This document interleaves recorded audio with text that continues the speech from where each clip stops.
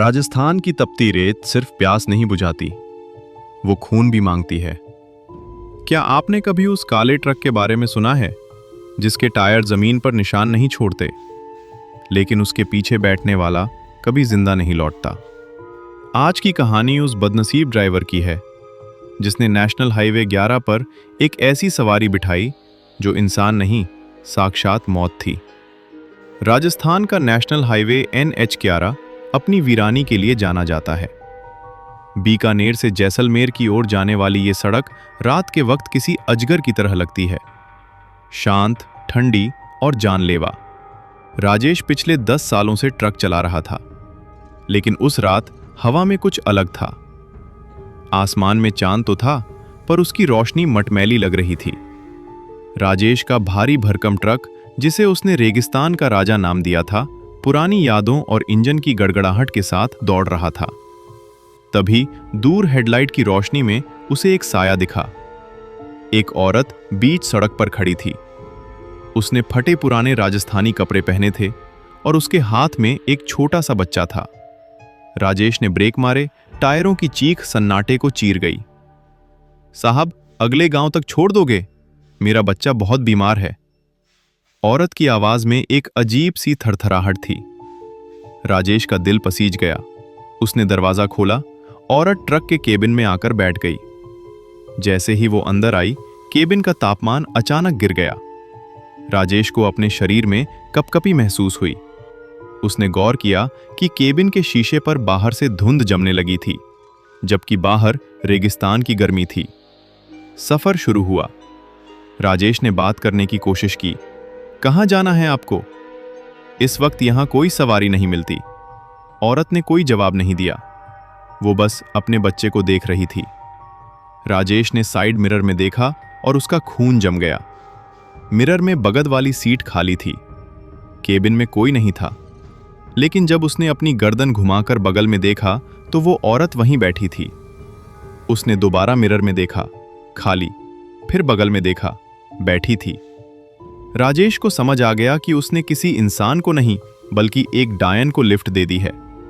वो सोचने लगा, अब क्या करे? अचानक औरत हंसने लगी। उसकी हंसी किसी इंसान जैसी नहीं थी।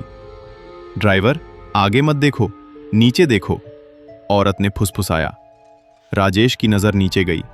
औरत के पैर मुड़े हुए थे और पूरी तरह उल्टे थे, उसके पंजे पीछे की तरफ। अब उस औरत का चेहरा बदलने लगा था। उसकी आंखें कोयले की तरह काली हो गई थीं और उसके बाल हवा में लहरा रहे थे। मेरा बच्चा भूखा है, उसे कलेजा चाहिए। उसने गोद में रखे बच्चे का कपड़ा हटाया। वहां कोई बच्चा नहीं था, बल्कि एक कटा हुआ इंसानी सिर था जो अब भी अपनी आंखें झपका रहा था। डर के मारे राजेश ने एक्सीलेटर पर पैर दबा दिया। ट्रक 120 की रफ्तार से भागने लगा। उसे लगा कि अगर वो तेज चलाएगा तो शायद किसी होटल तक पहुंच जाए, लेकिन सड़क खत्म हो ही नहीं रही थी।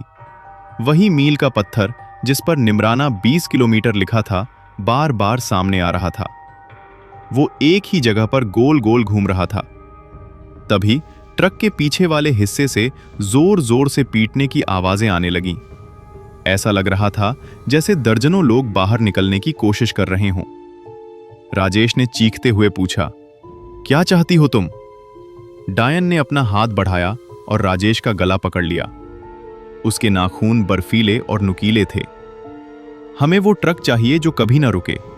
हमें एक नया ड्राइवर चाहिए। अचानक सामने एक बड़ा सा ट्रक खड़ा दिखाई दिया। राजेश ने बचने के लिए स्टीयरिंग मोड़ा, लेकिन ट्रक बेकाबू होकर पलट गया। कुछ समय तक सिर्फ धूल और सन्नाटा रहा। जब राजेश की आंख खुली तो उसने खुद को ट्रक के बाहर पड़ा पाया। उसका पूरा शरीर खून से सना हुआ था। उसने देखा कि उसका अपना ट्रक, जो कुछ देर पहले पलट गया था, अब बिल्कुल ठीक खड़ा था और ड्राइवर की सीट पर कोई बैठा था। वो कोई और नहीं, खुद राजेश था। और बगल वाली सीट पर वो औरत बैठी मुस्कुरा रही थी। राजेश, जो अब मर चुका था, और वो ट्रक अंधेरे में गायब हो गया।